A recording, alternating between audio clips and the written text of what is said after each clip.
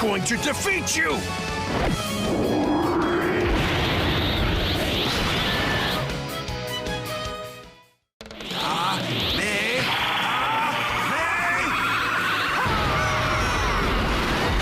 What are we gonna do? I wish Dad was here.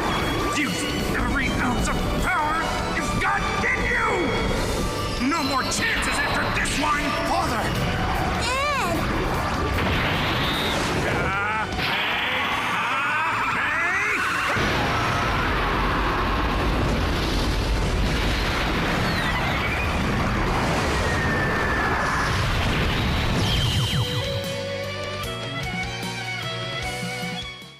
All right, boys. Oh my goodness. Does the family Kamehameha look fantastic? Matter of fact, all the animations look really, really good, but the new characters that are going to be coming to Dokkan are obviously Goku family. Oh, hold on. Are going to be the family Kamehameha and again Broly, which is pretty interesting that they did the same thing again, basically, but just part 2, basically. So we're going to go over the banner unit and the LRs. So here we go. So Videl is going to be the banner unit, obviously.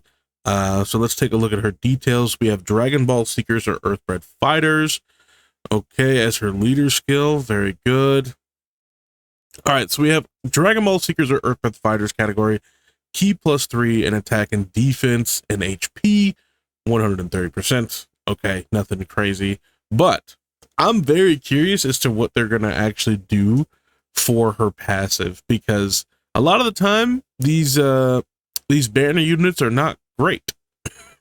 They're not great, but we'll see if Videl changes that.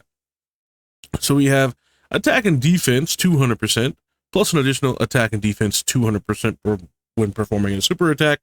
Randomly changes key spheres of a certain type, tech excluded, to tech key spheres. Medium chance of evading enemies' attack, including super attack. Wish it was a high chance, honestly, or even a great chance. That would be fantastic. Dragon Ball Seekers or Earthbred Fighters category. Allies key +2 and attack and defense 40%. She is supporting. That's really, really good. Plus an additional key +2 when the character is the second to obtain key orbs in a turn.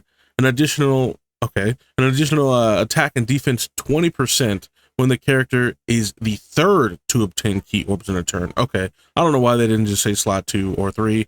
That would have been much easier to just read.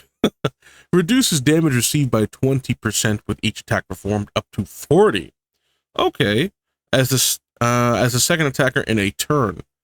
Chance of evading enemies' attack, including super attack, plus 20% with each attack performed up to 40 as the third attacker in a turn.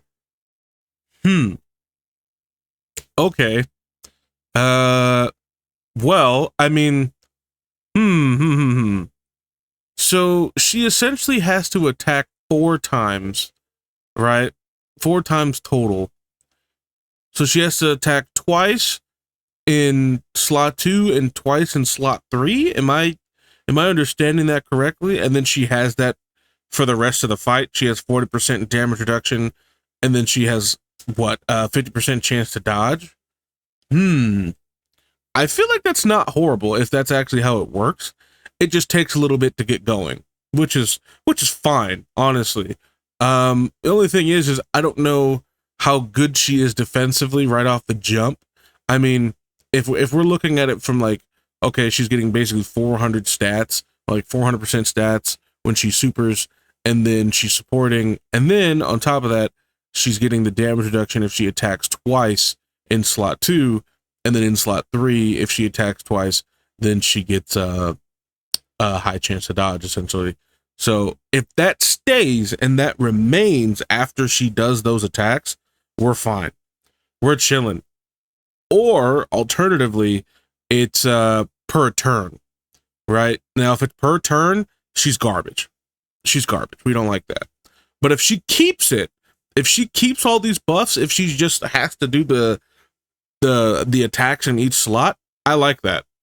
I mean, granted, it would be nice if it was all just in one, nice little package, but that's okay. I like what they've done here as far as just making it a little bit different. So that's cool. I like that. I do like that. And that's basically it for Videl. I mean, she raises attack and defense on super as well, so that makes her a little bit more effective as far as after she supers, right? Defensively effective. She becomes more effective that way. Okay, so there's that. That's Videl. All right, so moving on. Here's Broly, the boy Broly. Okay, so this is his card art. Uncontrollable power. Rage, or excuse me, not rage. Revenge or planetary destruction. Huh. Very interesting. Very interesting. All right, let's continue. So we've got uncontrollable power, revenge, or planetary destruction category. Key +3, HP attack and defense 170%, plus an additional HP attack and defense 30% for characters who also belong to movie bosses, transformation boost, or pure Saiyans. Okay. Okay. Okay. I like it so far. I believe uncontrollable power is a new category, right? I'm pretty sure that's new. I don't think we've had that before. So that's good.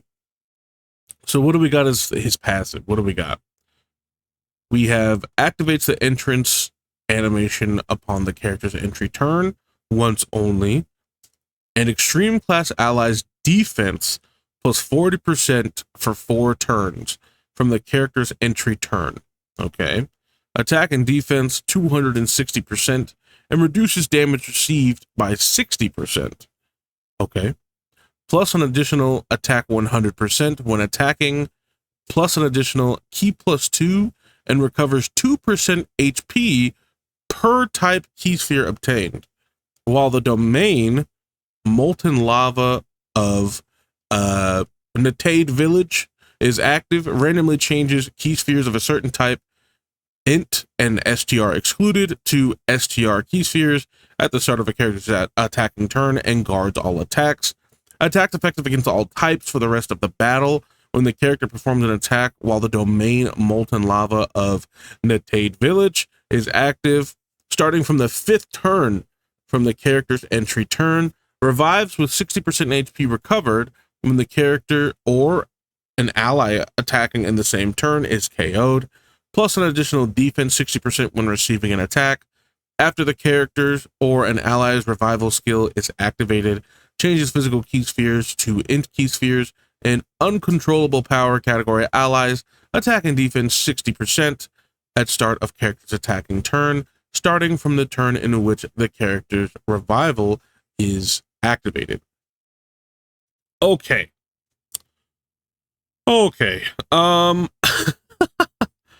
Well, I mean, he's gonna attack once. He's doing not a whole lot, actually. I mean, he is changing orbs. He's healing. He's giving people defense and attack for uncontrollable power, so he's supporting in that regard, which is really, really good. Then he's got 60% damage reduction. Okay. Now, what? Okay. So basically, the all extreme class enemies defense 40% for 4 turns, and that's where the character's entry turn stops. Like, that's it, and then everything else is just for free. Okay, that's good. That's good. I mean, he's all right, I guess. Like, I really don't know what to think of this character. I really don't, because he's not really doing a whole lot, right? I mean, this passive is insanely long, but he's basically just got guard, damage. I mean, let's not scoff at this, right? Let's not. But at the same time, he's got guard, he's got damage reduction, he's got healing, he's supporting. I mean, he's good. Like, he's good. I think he is generally good, you know, and I mean, there's not much else to really say, you know. There really isn't much else to say other than he's good, and he's got the things that he needs, right? Now I'm curious as to what happens when he does do his standby, right? Or no, his domain. It's his domain. Okay. So what do we got for the domain? So we have active skill conditions can be activated when there is a Goku's family category enemy or when all allies attacking in the same turn are uncontrollable power. Oh. Oh. Okay. So he could just do it whenever, right? He could just do it whenever. He doesn't need to wait. He could just do it off turn one. Okay. Okay, sure, dude. And then the active skill effect massively raises attack temporarily and causes ultimate damage to the enemy and creates the domain Molten Lava of Natade Village for 3 turns. Okay. Okay. Are we doing anything else? What are we doing? Okay. So we have massively raises attack and defense for 1 turn with with a high chance of further raising defense for 1 turn and causing colossal damage with a high chance of stunning the enemy. Huh. This is very strange. This is also very interesting. With a high chance of further raising defense for 1 turn. So we massively, so that's 100%, right? That's 100% attack and defense for 1 turn. And then we have another high chance of raising their defense. Huh. And it's on both. It's on both massively raises defense. Very interesting. This is a very strange card. I don't know. I mean, he's good, but I think he's just an absolute tank. That's what he's supposed to be. I think that's what this Broly is supposed to be. He's basically going to be like another Cell Max, essentially. So, I mean, okay, sure, dude. Sure, I don't mind his super tanky Broly. All right, he's going to be hitting numbers too, by the way. He's going to be hitting numbers. Okay. So what else do we have? What is this? Oh, this is the actual effect and everything of the domain and his other super effect, which we already went over. It's the same. It's the same, right? It's nothing really that goes on that changes here. Okay. All right. So the domain effect, we have uncontrollable power category enemies and allies attack and defense 15% and increases damage received by superclass allies and enemies by 15%, plus an additional 10% for characters who also belong to the movie heroes category. So basically what this Broly is he's a gigantic tank. Like that's what he is. He's just a tank, and he's somewhat similar to the trio with the amount of support that he's giving. He's giving a lot of support. I mean, not as much as them, of course, but he's giving a lot of support. He's going to be hitting really hard, and he's just going to be an absolute wall because, again, guard, damage reduction, massively raising attack and defense, and then with this domain and all that stuff, like he's good. He's good. He's the way Broly should feel. That's basically what he is. Although he's not attacking a million times and just doing an absurd amount of damage in that regard, like that's fine, I guess, but he's basically just a one and done, right? And then he's just a wall, which is cool. I'm not really opposed to that. That's fine. And then what else do we got? All right, now we've got Gohan and the family, right? So let's take a look at Gohan. This is Gohan's card art. So we have Super Saiyan Gohan Teen, which is cool. And then later on, the standby, I believe, and or the active skill is the family Kamehameha. So that's pretty cool. Their category that he leads is Kamehameha 200%, which is not a bad category. It's not. I mean, we've got a lot of characters on Kamehameha these days that are really, really good. So yeah, there's that. So what else do we have? So let's look at his passive. So we have Ki +5 and attack and defense 200%, plus an additional Ki +2, attack 40% up to 200. Okay. And defense +30 up to 150 with each attack performed. So he's kind of similar to his old version of this card, what it was when it was Gohan and Goten. They had to do supers or just attacks in general to build up their passive. So he's kind of similar in that regard too. So that's cool. Plus an additional attack 77% within the same turn with each super attack performed. Launches an additional attack that has a great chance of becoming a super attack when ki is 18 or more. When ki is 24, plus an additional attack 58%, and launches an additional super attack. And if HP is 77% or more, attacks effective against all types. When there is another Kamehameha or Earthbred Fighters category ally attacking in the same turn, plus an additional ki +2, and guards all attacks. And if HP is 77% or less, when receiving an attack, high chance of evading enemy's attack, including super attack. Okay, so if we have less than 77% HP, we get a high chance to dodge, so a 50-50. Okay, I like that. I do. And if his HP is 77% or more, he's effective against all types. And when there's another, so ki +2 and guards all attacks. Okay, so if he has a Kamehameha or Earthbred Fighter category in the same turn as him, he is gaining an additional 2 ki, and he guards all attacks.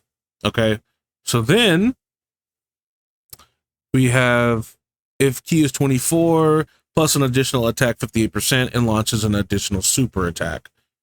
Okay, so you want to get him as much ki as possible, and then we have a great chance with the an additional attack that has a great chance of becoming a super attack if the ki is 18 or more, right? So they have 1 super, then they have potentially 2 super, 3 super, and then the hidden potential. So that's 4. They can super 4 times. And if they have a Kamehameha or Earthbred Fighters, they're guarding. And then if they have 77% HP or more, attacks are effective against all types. And then if they're below that 77%, they have a dodge. Okay, they're kind of good. I mean that's kind of what we expected them to be. He's kind of good. I'm not gonna lie, he's good because he's not only going to be doing a lot of damage, but then he has other things to mitigate him taking more damage, right? Just in case, like let's say if he got smacked for some odd reason, and in that turn, he would then most likely change to a 50% chance to dodge if things went awry, right? So this character, you would probably just build dodge and crit as well. Dodge, crit, and a little bit of additional. So, I mean, that's fine. That's fine with the way they did this character. He's good. I don't know if he can go slot 1. Most likely not. You probably want the trio to go slot 1 with this guy, because then you have a floater and all that other stuff for the trio. The trio is then buffing them, in which case I believe they are a movie hero, so that then it's gonna get ridiculous. Yeah, it's a little bit dumb. Anyway, moving on. What else do we have? So we have the standby conditions. So what do we have? Standby skill, right? So the standby conditions can be activated when HP is 77% or less, or starting from the 3rd turn from start of the character's entry turn once only. Okay, both conditions are good. I like both of those, honestly. Starting, so assuming standby skill effect stands by for 5 turns, during which 7 Dragon Balls appear. Charge count increases by 1 per key sphere obtained by allies, and by an additional 4 per Dragon Ball obtained by allies. What in the world? Do we have to collect Dragon Balls? Is that what we have to do? We gotta collect Dragon Balls, huh? Oh wow. Oh wow, that's new. That's definitely new. Okay, that's very different. Just you gotta collect Dragon Balls now instead of just key orbs. Okay, what do we got for super attack effects? So we have greatly raises attack and raises defense for 1 turn, and causes. I mean, he raises defense, so that's fine. And causes colossal damage to the enemy with a huge chance of stunning the enemy, or a high chance, excuse me, not a huge chance. And then same thing, they're the same again. Very interesting. So they're not changing the super attack effects, huh? I mean, okay. Okay, so he greatly raises attack, huh? So he's stacking attack, which is going to be ridiculous, by the way, because that standby is going to hit so hard. That oh boy. Oh boy, that's going to hit very, very hard, isn't it? Oh yeah. That's going to be good. I like Gohan. I do. I really, really do. I like that. What else do we got? So then we've got this right here. So this is the same super attack effect, so we don't need to look at that. All right, now this right here is after the standby, right? Then they become this. They become the Kamehameha family, right? That's fun. Okay. So what do we have here? So once they're, I believe, in standby, their passive skill becomes unable to attack except when finish effect is activated. Attack plus 77% per superclass ally attacking in the same turn. So that's basically free damage. Jesus, they're going to be doing so much damage. And if all allies attacking in the same turn are superclass, reduces damage received by 77%. Defense 50% when receiving an attack per key sphere obtained. Okay. And guards all attacks plus an additional attack 258% when finish skill is activated. Brother, if I understand this correctly, they are stacking attack, and if they're not, that's just greatly raising their attack and then raising defense for one turn, which is fine. That's fine. If they're not stacking attack, I apologize, I misunderstood that. But if they are, and then the way this is also written here, this is ridiculous. This is absolutely ridiculous. So they become an unstoppable tank in their standby, and then it's going to literally just drop a nuke on whatever you decide to pop the active skill on. That's ridiculous. And then what is this? What is this? Oh, we have different stuff going on here? What is this? So the effects raises attack by 15% temporarily per charge count and causes ultimate damage to the enemy. Okay, and the conditions can be activated when charge count is 35 or more with 6 or fewer Dragon Balls obtained. What if you have all 7? What happens then? Huh.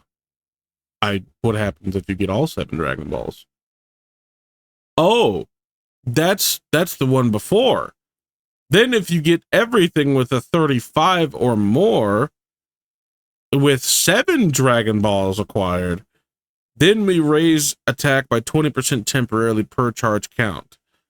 Oh, Brotherhood Kamehameha, right? But then if we get all 7 Dragon Balls and a 35 count, we get the Gas Family Kamehameha. I see.